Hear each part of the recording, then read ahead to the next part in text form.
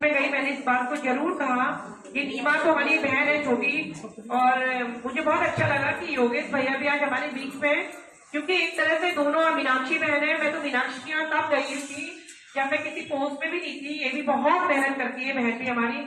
इतनी बहनें हम कुछ बहनों के नाम ले पाते हैं, कुछ के नाम हम नहीं ले पाते, लेकिन उनके अंदर प्रतिभा की कोई भी कमी नहीं होती है। अगर इसीलिए कहा गया है कि अगर एक महिला के गुण पुरुष में आ जाए तो वो साधु बन जाता है ना रोहित भैया। तो आप बड़े बड़े स्कूलों में बच्चों को पढ़ा रहे हैं, सभी लोग पढ़ा रहे हैं। वो इसमें पढ़ने बच्चे इंग्लिश मीडियम में अंग्रेजी आ रहा, अच्छी बात है, आना चाहिए।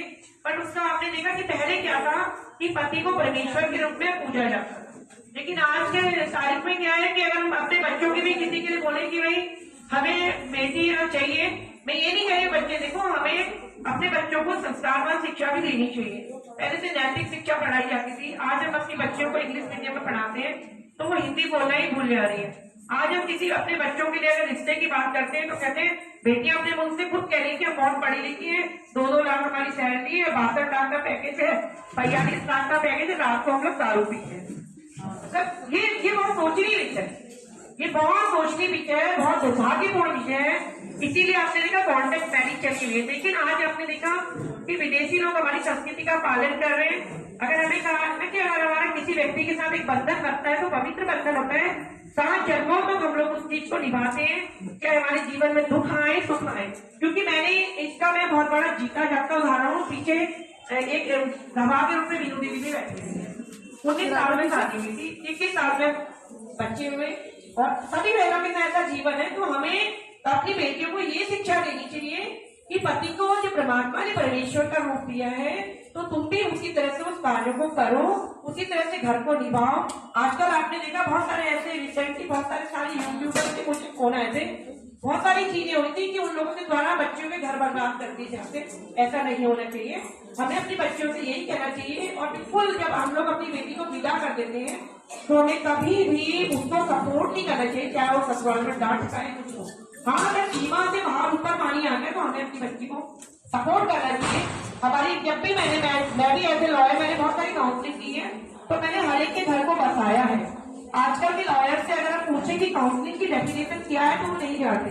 काउंसलिंग का मतलब ये होता है कि हम दूसरों की परछाई बन जाए और वो अपनी जीवन की सारी बातों का हमारे पास बोल दे।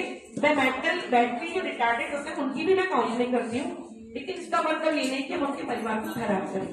आप सबके आशीर्वाद से मैं चेयरमैन करूँ, आप लोगों ने मुझे मेरी पहचान दी। अभी हमारी बहनें यहाँ पे कह रही थी कि रेनू ऐसी है, अच्छी है, वैसी है।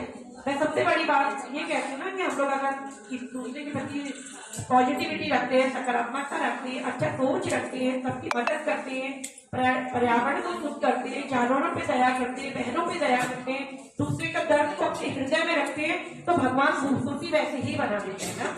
तो मैं यही कहना चाहूंगी, महिला दिवस के अंतर्गत मैं यही कहना चाहूंगी, जैसे नीमा है, यहाँ पे मीनाक्षी है, मैंने कभी इनको अपने डिपार्टमेंट से कोई काम नहीं दिया, सीरियसली मैं बता रही हूँ।